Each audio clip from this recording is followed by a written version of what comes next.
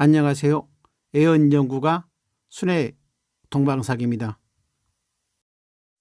오늘은 금강산 피로봉에서 정강과 이심이 어떠한 대화를 나누었는지, 앞으로 어떠한 세상이 오게 되는지에 대한 애언을 연구해 보기로 하겠습니다.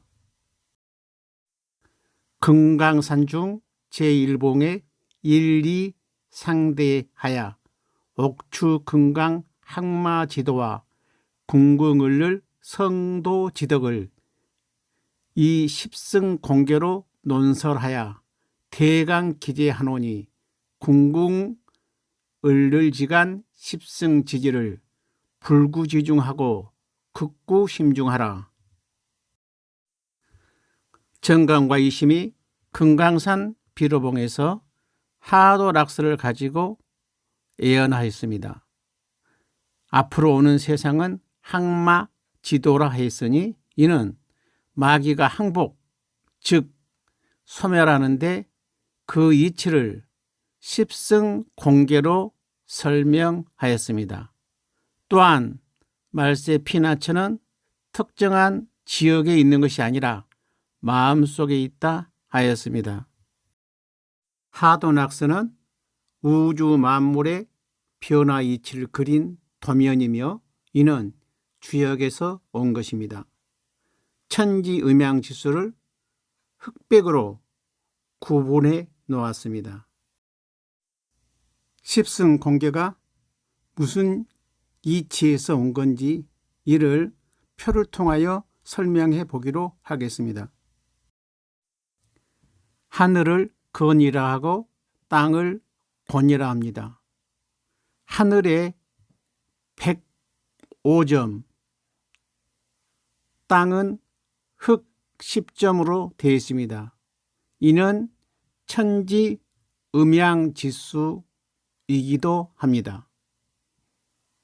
하늘에 105점은 영생을 뜻하는 것이고 땅에 흑점 10점은 죽음을 상징하기도 합니다. 곤괴인 땅의 흑 10점은 땅과 사람의 합한 수이기도 합니다. 곤괴인 흑 10점이 흙으로 되어 있으므로 땅에 사는 사람이 영원히 살 수 없었던 것입니다. 그러나 한 사람의 성인 출현으로 인하여 땅, 즉 곤괴인 흙 10점이 110점으로 변하게 됩니다. 이와 같은 이치를 8개 구궁 십승법이라 합니다. 따라서 성인이 나타남으로 인하여 흙 10점이 110점으로 변하게 되므로 우주 만물은 하나님의 세상으로 변하게 되며 다시는 죽음이 없는 세상이 창조되는 것입니다. 이와 같은 8개 구궁 십승법을 금강산 비로봉에서 정강과 이심이 나누었던 것입니다. 삼풍곡, 즉 불로불사약의 출현 이치에 대해서 성인과 어떤 관계에 있는가 하는 것을 표를 통하여 설명해 보기로 하겠습니다. 최초로 이긴 성인을 비결의 십승지인이라 함은 이러한 이치에서 온 것이며 이로 인하여 천백, 지백, 인백, 즉 우주 만물은 성인의 권능에 의해 하나님의 세상으로 변하게 되는 것입니다. 백, 즉 하나님은 영생을 상징하므로 죽음, 다시 말해서 마귀가 없는 세상이 창조되는 것입니다.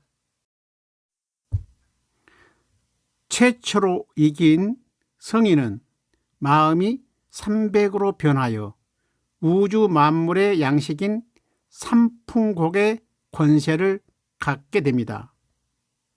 또한 영생의 양식이 곧 심판의 물질이므로 이분이 심판자가 됩니다. 사상의 이치로 성인 출현과 선천, 후천 세계에 대해서 연구해 보기로 하겠습니다. 궁, 쾌, 사불합하니 동음이 불합이요 동양이 불합이요 동노음 소양이 불합이요 노양소음이 불합은 일정리이라. 이와 같은 사상 이치는 영원히 변하지 않는 불변한 이치라고 말한 것입니다. 사상의 이치로 볼 때 지금까지는 선천세계로 하늘에 계신 하나님, 즉 아버지의 상징이 다스리는 세계이지만 후천세계는 성인, 즉 아들이 다스리는 세계가 되는 것입니다. 후천세계의 주인공인 아들은 동방에서 나오게 되는 것은 불변의 이치인 것입니다. 우주의 마귀를 멸하고 불로불삭을 가지고 오신 성인은 동방, 다시 말해서 우리나라에 나타나 하늘의 뜻을 이루게 되는 것입니다. 비결에 이르기를 개벽일에 초봉운, 38목은 시왕출 이라 하였습니다. 우주 만물이 창조된 이후 처음으로 맞는 천지개벽은 동방으로 오신 38모군이 하게 되어 있으며 이분이 곧 우주 만물의 주인공이며 생명의 양식이며 영광의 하나님인 것입니다. 궁울지간 습승지지를 불구지중하고 극구심중하라. 말세 피나처는 어느 지역이 아닌 마음속에서 찾으라 하였습니다. 마귀에게 사로잡힌 심령을 하나님의 영으로 바뀌어야 말세에 살 수 있다는 것입니다.